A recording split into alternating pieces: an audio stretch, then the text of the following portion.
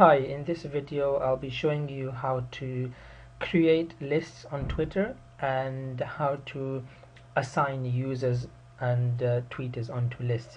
So once you've logged into your Twitter account, um, under your Me tab, on the left hand side you've got a link that says lists. Now these are just lists that you've created or that you may have subscribed to.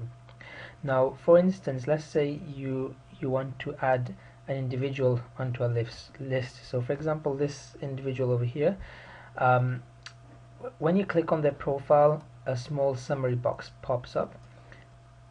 Just next to the follow button on the left hand side of the follow button, you can click and select add or remove from a list.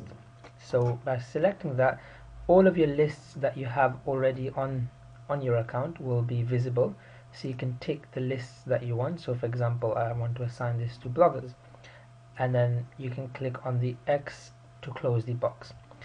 Now for instance, if it's a new list that you want to create, all you have to do is, when you're assigning an individual to a list, instead of selecting one from the options that you have, you can click on create a list and then give that list a name. So I'll call this a test list and give it a description. It could be anything you like. And then you have two options, whether this list is public or whether it's private. If it's private, then only you have access to that list, and you may have a list following a certain industry and you want to keep that private. So you'll select private and you'll put all the individuals into that list. The other option is public, which is then visible for everyone else to see, and also others that can also subscribe to that particular list. So once you've entered the details, you click on save list, and that individual is now added onto that list that you can that you've created. Now, for instance, let's say you want to subscribe to someone else's list. So you're viewing someone's Twitter profile, and again on the left hand side you can click on lists. So now this individual has this list here.